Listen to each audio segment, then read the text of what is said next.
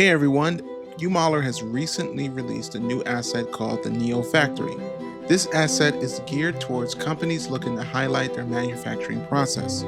It provides a nice set of models that can be used to build a complex assembly line. Let's take a quick look at what you get inside the scene.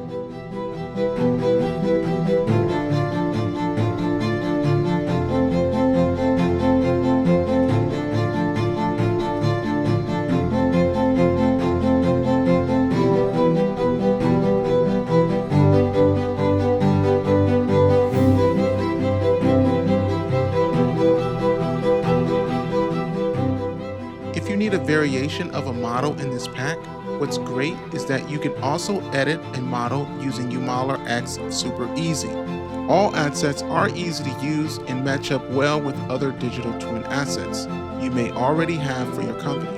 You can build out an elaborate assembly line process with our modular pieces quick. You can pick up this asset today on the Unity Asset Store.